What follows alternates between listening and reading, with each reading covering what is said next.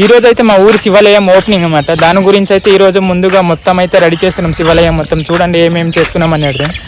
Hello friends, అందరు ఎలా ఉన్నారు? నేనైతే చాలా బాగున్నాను. మీరు కూడా బాగుండాలని మనస్ఫూర్తిగా కోరుకుంటున్నాను. నేను మీ Surya, welcome back to my channel.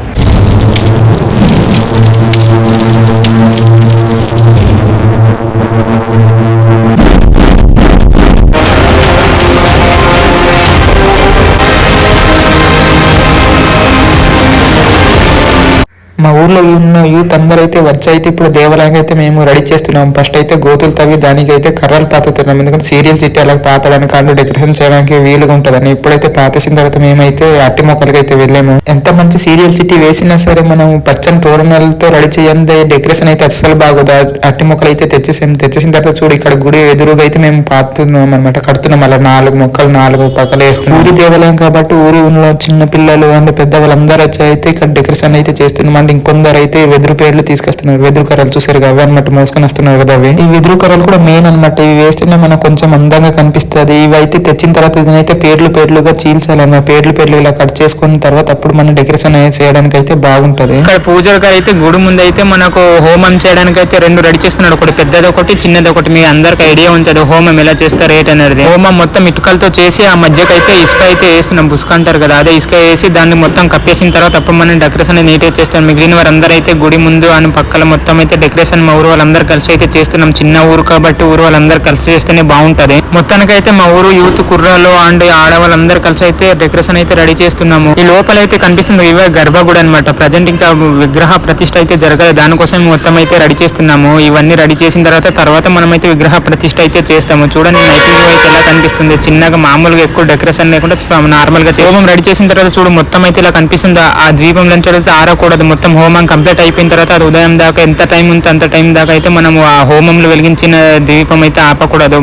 లోపల కనిపిస్తుంది అదైతే శివ పార్వతుల విగ్రహం. నవధాన్యాలతో మొత్తం అయితే కప్పేసి పెడుతున్నాం అనమాట. రేపు అయితే మనకు విగ్రహ ప్రతిష్ఠ ఉంది కాబట్టి ఆ నైట్ అయితే మనము మొత్తం కప్పేసి అలాగే చూడు అలా పేరు చేసి నీట్ గా రెడీ చేసి పెడతాం అనమాట. మార్నింగ్ దీన్ని తీసి అప్పుడు మనం అభిషేకం చేసి అప్పుడు రెడీ చేయాలి. ఇప్పుడు హోమం దగ్గర అయితే మా వాళ్ళందరూ ఉన్నారు చూస్తున్నారు. ఆ హోమగుండాన్ని ఆపకుండా అయితే అక్కడ అందరు జనాలు అయితే ఉన్నారు. ఇవైతే మాకు గర్భగుడి ఇప్పుడైతే కొంచెం రెడీ చేస్తున్నారు. గర్భగుడిలో కూడా చిన్న మెట్లు ఒకటి కట్టాలి. ఇవే అనమాట కడుతున్నారంటే విగ్రహం పెద్ద కనిపించాలి కాబట్టి అందరికి కనిపించాలి కదా, నిల్చున్నా కూర్చున్నా సరే. ఇప్పుడైతే మనము శివ పార్వతుల విగ్రహానికి అయితే అభిషేకం చేయాలి. అభిషేకం చేసిన తర్వాత అప్పుడు విగ్రహ ప్రతిష్ఠ అనేది జరుగుతాయి. పూజారి గారు అయితే మొత్తం రెడీ చేస్తున్నారు. తేనె, గంధం మరియు కుంకుమ అలాంటి దాంతో అయితే అభిషేకం అయితే చేస్తున్నారు. పూజారి గారు చూస్తున్నారు కదా, అది 1 by 1 అనమాట. దాని తర్వాత లాస్ట్ కి అయితే పాలు పోస్తున్నారు. పాలు పోసిన తర్వాత లాస్ట్ కు మనం అయితే నీళ్లు పోస్తే సరిపోద్ది. మొత్తానికి అన్ని రెడీ చేయలేదు. చూడండి అక్కడ పీఠము అన్ని ఉన్నాయి. ఇక్కడ శివ పార్వతులు పక్కకున్న అవైతే పీఠము, ఆ మీదవే మనకు శివ పార్వతులను కూర్చోబెట్టాలి. ఇవైతే స్తంభం లాంటిది అనమాట, టెంపుల్ మీద పెట్టడానికి. మొత్తం అన్ని దాన్ని కలిపి ఒకేసారి అనమాట అభిషేకం అయితే చేస్తున్నాము. అలా చేసిన తర్వాత మనకు టైం మిగులుతుంది కాబట్టి లాస్ట్ కి అయితే మనం వాటర్ పోస్తే అయితే మొత్తం అభిషేకం కూడా కంప్లీట్ అయిపోద్ది. అలాగే పీఠానికి, విగ్రహానికి మొత్తం అన్ని దానికి ఒకేసారి కంప్లీట్ అయిపోద్ది. వాటర్ తో కూడా అభిషేకం అయితే కంప్లీట్ అయిపోయింది. ఆల్మోస్ట్ కంప్లీట్ అయిపోయిన తర్వాత నెక్స్ట్ అయితే విగ్రహాలు పట్టుకొని మనం గుడిని ప్రదక్షిణ చేయాలి. ముందు గర్భగుడిలో చిన్న వర్క్ ఉంది కదా, అది వర్క్ అయితే కంప్లీట్ చేశారు. ఇక్కడైతే పీఠం నిలుపుతారు. పీఠం నిలిపెట్టారు. మనం కుంకుమ అన్ని అక్షింతలు మొత్తం రెడీ చేసి పెట్టాము. దాని తర్వాత మనం విగ్రహాలను అయితే పూజ చేసేయడానికి రెడీ చేస్తున్నాం కాబట్టి ఇప్పుడైతే దీన్ని తీసుకుని వెళ్ళి గుడికి 3 సార్లు ప్రదక్షిణ చేయాలి. మా ఊరి పూజారి అలాగే కొందరు పెద్దవాళ్ళు అందరు కలిసి అయితే విగ్రహాలని పట్టుకొని అయితే 3 సార్లు గుడి చుట్టూ అయితే ప్రదక్షిణ చేస్తున్నారు. చూస్తున్నారు కదా అలా అనమాట, పట్టుకొని తిప్పుతున్నారు. అలా 3 సార్లు చేసిన తర్వాత మనం విగ్రహ ప్రతిష్ఠ అయితే జరగాలి. ప్రజెంట్ అయితే ఒకటైతే కంప్లీట్ అయిపోయింది, ఒకసారి అయింది. ఇంకా అలాగే 2 సార్లు తిప్పాలి. ఎవరైనా సరే దంపతుల మీదగానే జరగాలి విగ్రహ ప్రతిష్ఠ అనేది. సింగిల్ గా అయితే జరగకూడదు. ఎందుకంటే శివ పార్వతులు దంపతులు కాబట్టి అలాగే జరగాలి. ఇప్పుడైతే 2వ సారి కూడా కంప్లీట్ అయిపోయింది. చూస్తున్నారు కదా 2సారి కంప్లీట్ అయింది. తర్వాత ఇంకొకసారి ఉంది. ఒకసారి అయిపోతే మనం అయితే విగ్రహ ప్రతిష్ఠ కంప్లీట్ చేసుకోవచ్చు. ఇప్పుడైతే గర్భగుడిలో పీఠంలో అయితే ఎట్టాలి. పీఠం ఎట్టిన తర్వాత దాంట్లో కొన్ని సామాన్లు అంతే దానికి అవసరమైనది కొన్ని పూజ. కొత్తగా నా ఛానల్ చూస్తుంటే కింద ఉన్న సబ్స్క్రైబ్ బటన్ నొక్కి పెట్టుకోండి. నేను పెట్టే ప్రతి వీడియో మీ దాకా చేరుతుంది. సబ్స్క్రైబ్ చేశారు కదా, డన్ పెట్టాలి. ఆ తర్వాత యంత్రం కనిపిస్తుంది ఇవి, ఆ యంత్రం అందులో అమర్చాలన్నమాట. 2 యంత్రాలు, శివగుడికి ఒకటి, పార్వదేవి ఒకటి అనమాట. 2 పెట్టిన తర్వాత అప్పుడు దాని మీద మనం అయితే శివ పార్వతులను అయితే ప్రతిష్ఠించాలి. చూడండి అది వేసిన తర్వాత మనం అయితే యంత్రాన్ని కప్పేయాలి, కనిపించకూడదు. యంత్రాలు అనేది బయటకైతే కనిపించకూడదు. ఎందుకంటే దాని మీదవే మనకు విగ్రహాలు కూర్చోబెడతాం కాబట్టి. అందుకని మనకు దాని లోపల కప్పేసిన తర్వాత ఇప్పుడు మనం దాని మీద మనము విగ్రహాలు ప్రతిష్ఠించాలన్నమాట. ఇవి దంపతులే ఉండాలి. ఎప్పుడైతే విగ్రహ ప్రతిష్ఠ అయితే జరుగుతుంది. తదేవ తారాబలం తదేవ విద్యాబలం తదేవ దైవాబలం తద్దేవరక్షింపదస్వరామి. శ్రీ పరమేశ్వర విగ్రహ ప్రతిష్ఠ మహోత్సవ అయం ముహూర్త శుభ ముహూర్తస్తు. వందే ముకుంద ప్రియం.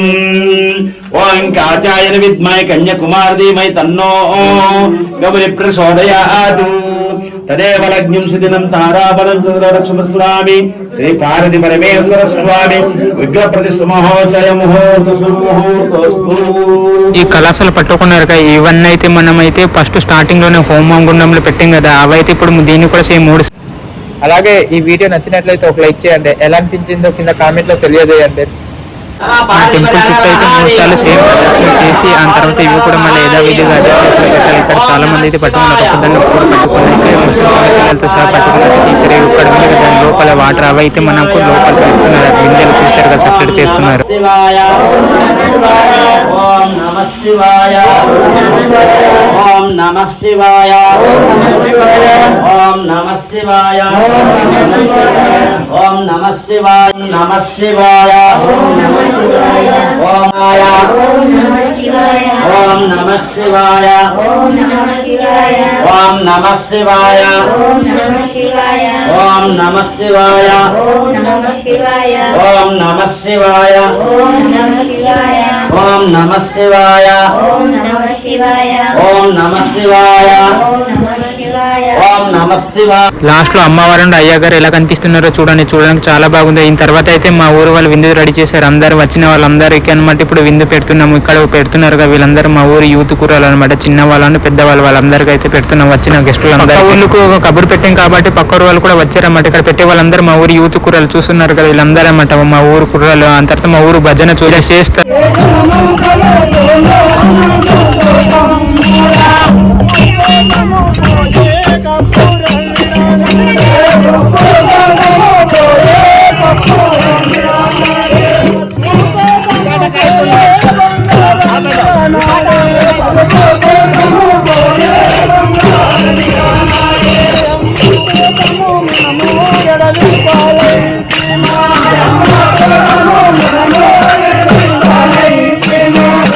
మా ఊరు భజన అయిన తర్వాత కోలాట అయితే ఆడుతున్నారు.